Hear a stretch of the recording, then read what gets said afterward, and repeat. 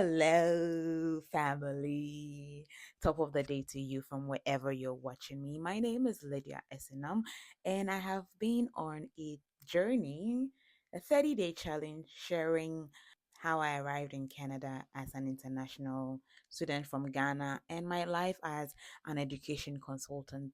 Today is day 5. If you've been watching consistently, I've been sharing my journey, and I hope you've been following with me.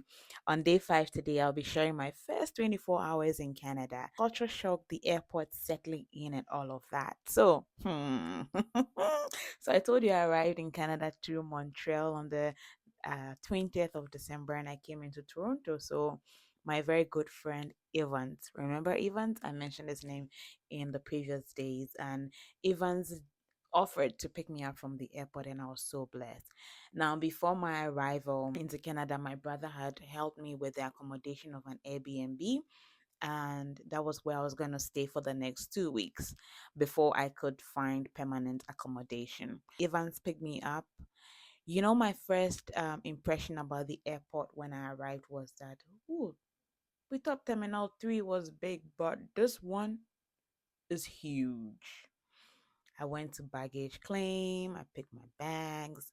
Now, I thought I had picked the right winter coat.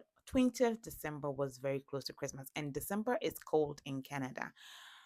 The, as soon as I was still texting Evans that, oh, I've arrived, I'm a baggage claim, I'm picking my baggage, and I'll be out soon. Tell me why I was just getting out of the airport to meet Evans. And the cold. Whoo! No way, no way, no way. I was like, what is this? I thought I was dressed properly for the cold, but it turns out I was just like, honestly, my brain froze for some seconds because I'm like, what's going on?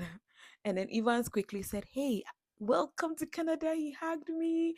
These are your bags. This is it. Okay, he put it in the boot. He opened the car door for me. And then I sat in and I was just like this. Oh, he's like, yeah, welcome to Canada. I'm like, thank you. Mind you, this was my first time like experiencing severe cold. I had experienced some chilly weather in Kenya at the time I was in Kenya, but this Canadian one, it was on a different level. Canada said, I am not your mate, that feeling. So I was like, ooh, thank you, Evans. Thank you for picking me up. Now I was feeling warmer because the car seat was warm. The heater was on in the car. So I was there. I was like, thank you so much for picking me up.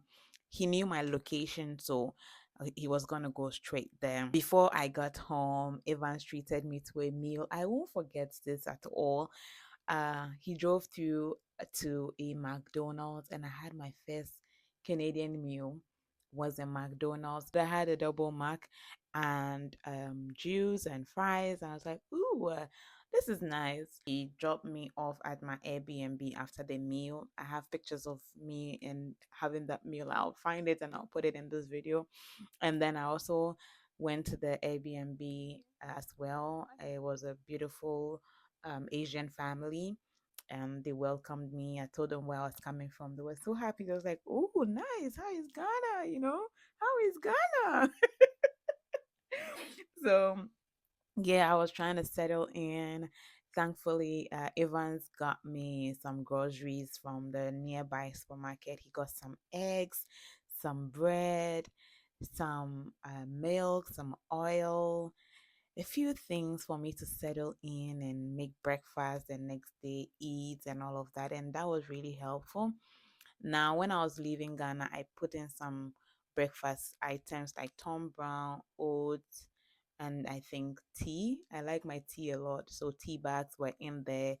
At least I could sort myself out with those ones in the next few days and all of that. And I was settling in. And it was when I was in that room in the basement of that Airbnb apartment with the Asian family.